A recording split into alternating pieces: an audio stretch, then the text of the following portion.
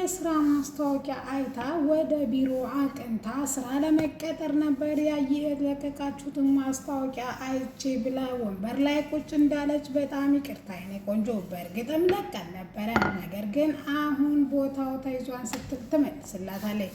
ድንገት ግን ዞር ስትል የቅዱስን ልጅ ወይም ማኪን ታያታለች። ብዙ አፍጣ ካየቻት በኋላ የቢሮዋ ባለቤትም ወይም የቅዱስ ሚስት እህት እንዴ ምን ሆነሽ ነው የኔ እህት የምረዳሽ ነገር አለ ስትላት፣ እሷም አረ ምንም የለም በማለት ተመልሳ ትኩር ብላ ስታያት ልጅቷ የምታየው ልጅቷን እንደሆነ ትመለከታለች። ከዛም ብዙም ሳትቆይ የኔ ልጅ ናት ምንወስደ በጣም ነው የምታምረውና ያሳድግልሽ ፈጣሪ ብላ ሮዚ ቢሮውን ለቃ ትሄዳለች። መልካም ቀን ከተመኘች በኋላ ያየችውን ነገር ማመን ያቃታት። አሰላሙ አለይኩም ወራህመቱላሂ ወበረካቱ። ውድና የተከበራችሁ የቻናላችን ቤተሰቦች እንዴት አደራችሁ? እንዴት ዋላችሁ? ሁላችሁንም እንደ ሰዓት አቆጣጠራችሁ ሰላም ብያለሁ። ዛሬ ይዤላችሁ የመጣሁት ሮዛ ድራማን ክፍል 39 ነው። እነሆ እንድትከታተሉ ጋበዝኳችሁ። ወዳችሁ ፈቅዳችሁ ስለምትከታተሉ ከልብ አመሰግናለሁ። ሀሳብ አስተያየት ካላችሁ ኮሜንት ሳጥን ላይ አስቀምጡልኝ። ወደ ቤት እንደገባች ለወንድሟ ያየችው ሁሉ ትነግረዋለች። ሮዚ ይሄ የሚያመጣብሽ ጣጣ ትልቅ ሊሆን ይችላል። ስለዚህ አሁን ደግሞ ያለበትን ሁኔታ እያየሽው ነው ቅዱስ። ስለዚህ ለምን ከዚህ ከነገር እጅሽን አታወጭም በማለት ወንድሟ ናታን ይመክራታል። ነገር ግን እሷ በፍጹም ይሄን ነገር ማድረግ አልችልም፣ ቅዱስ ሀቅ አለው፣ ልጁን ተቀምቷል። ቆይ ናታን አንተ ቅዱስ ሀቅ የለውም ብለህ ነው የምታምነው ስትልም እኔ እንደዛ አልወጣኝም። ነገር ግን ፈጽሞ በእንደዚህ አይነት አንቺ በኋላ ልጅቷ ራሱ ብትገኝ ህይወትሽ አደጋ ላይ ሊሆን ይችላል በማለት ይመልስላታል።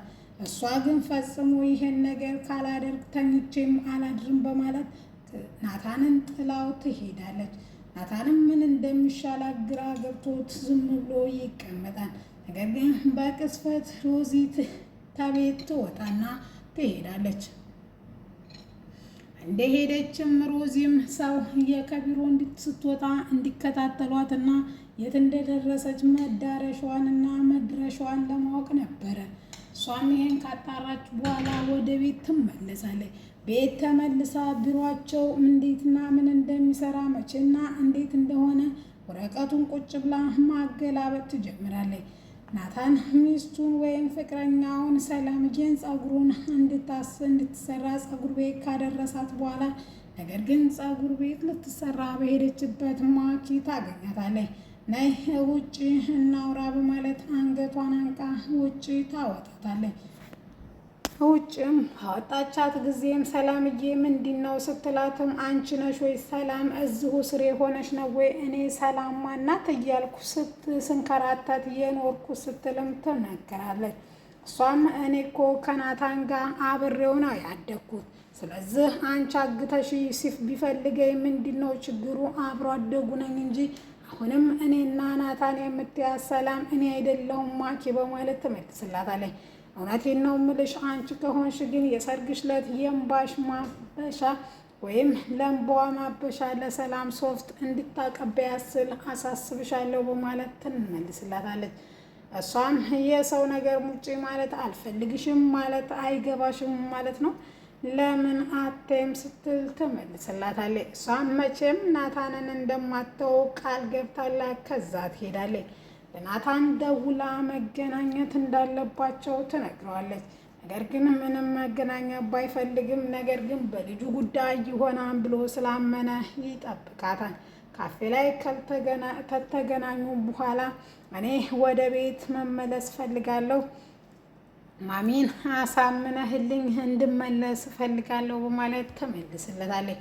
እሱም አንድ የወጣ በረሮ መመለስ ወደ ቤት አይችልም ቢላትም በረሮ አሳማኝ ምክንያት ካለው መመለስ እንደሚችል አሳያለሁ።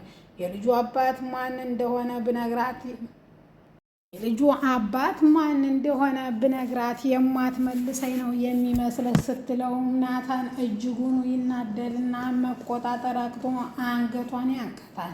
ቆይ ሁላችሁም በተበሳጫችሁ ቁጥር አንገቴ ላይ የምትወጡትስ ነገር በማለት አንገቱን ነሶቹ ምንድን ነው ሲሉም የካፌ ባለቤቱ ፍቅረኛዬ ነው፣ አንዳንድ አለመግባባት ጉዳይ ስለተፈጠረ እንጂ ምንም ችግር የለም በማለት ታስተባብላለች። ናታንም ሁለተኛ ወደዛ ቤት መመለስን እንዳታስቢ ቢላትም ነገር ግን ፈጽሞ በማለት መልስ ይሰጣታል። እሷም ሰላምዬም ፀጉሯን ተሰርታ ከጨረሰች በኋላ መናፈሻ ሄዶ እንዲዝናኑ ያደርጋሉ። ነገር ግን ወደ ቤት እመለሳለሁ ስላለችው እሷ ግን ፈጽሞ ሀሳቡ ማሂ ነበረች። ማሂ የምር ወደዛ ቤት ብትመለስ ሰርጌን በሰላም እሰርግ ይሆን ወይስ በሰላም ኖር ይሆን ወይስ መመለስ የለባትም? ምን ማድረግ እንዳለበት ድብልቅልቁ ጠፍቶበታል። እሱም እያሰበ ያለ ሰላምዬ ከሱ ጋር እንደሆነች ወይም ከሱ ጋር ሆና ሌላ እያሰበ እንደሆን ከተገነዘበች በኋላ እዚህ መቀመጥ አልፈልግም በማለት ጥላው ትሄዳለች። እሱም እኔ እኮ ስለ ሰርጋችን አሁን እንደዚህ ፀጉሮሽን ተሰርተሽ ውብና ማራኪ ከሆንሽ ደግሞም እንደው ፉል ሜካፕ ብትቀቢና የሰርጋችን ዕለት ሙሽራ ስትሆን እኮ ውበትሽ ምን ያክል ሊሆን ይችላል ብዬ ሳስብ ስለነበረ ነው በማለት ይመልስላታል። እሷም በሌራስ ጉዳይ ብላው ጥላው ትወጣለች።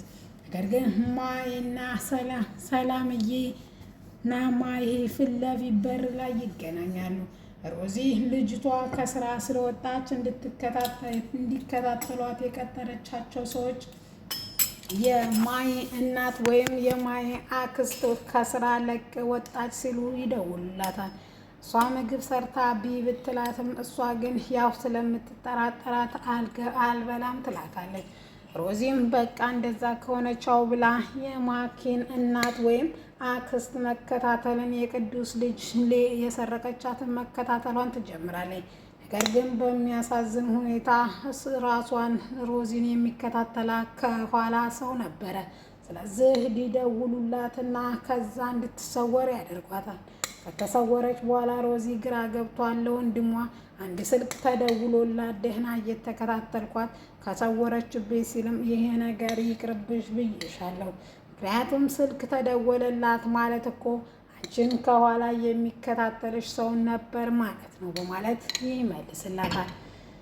ይህም ቢሆን ግን ሮዚ ፈጽሞ ይህን ነገር አላቆም በማለት ድርቅና ግግም ብላ እስካሁን ቀጥላበታለች። እሱም ታይ ቢላትም ድብርቱ እጅጉን ግራ ገብቷታል። ማሂ ካልተመለስኩ እያለች ነው ስትለውም አዎ ብላኛለች።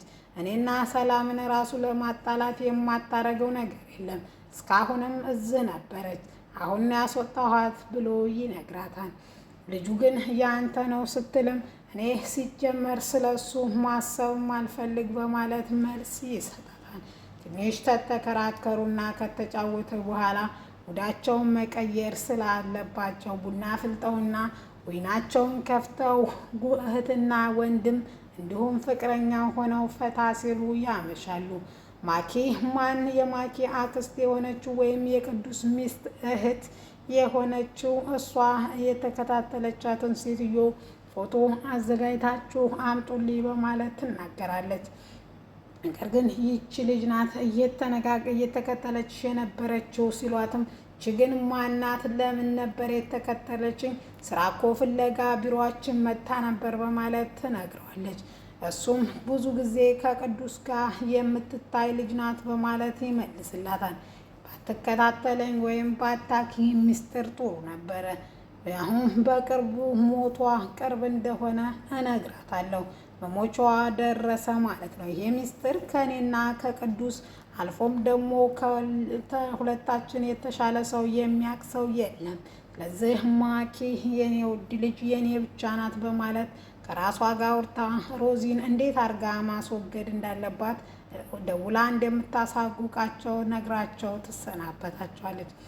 ማኪና ሰላምዬና ናታን እየጨፈሩ እያለ ናታን በጣም በማኪ ስለተናደደ ብዙ ስለጠጣ እኔ ባንቺ ላይ እኮ ሌላ ሴት ብሎ መንተባተቡን ይጀምራል። ነገር ግን ሮዚ ይሄን እንዲያወራ እየታገለች ነው። ሰላምዬ ግን ሆድ ያባውን ብቅል ያወጣዋን የሚለውን ተረት ይዛ የሚናገረው ነገር አለ። ነገር ግን ሮዚ እንዲያወራ ስላልፈለግሽ አፋፉን እያልሽ ነው ስትልም ምንም የለውም በማለት መልሳት ላለ። ነገር ግን ናታን እኔ ባንቺ ላይ እኮ ከማኪ ጋር እያለ ያወራን ከማኪ ጋር ምን እያለች ሰላምም ካሁን እውነቱን ለማወቅ ጓጉታለች። ውድና የተከበራችሁ ለዛሬ ይዤላችሁ የመጣሁት ይሄን ይመስላል።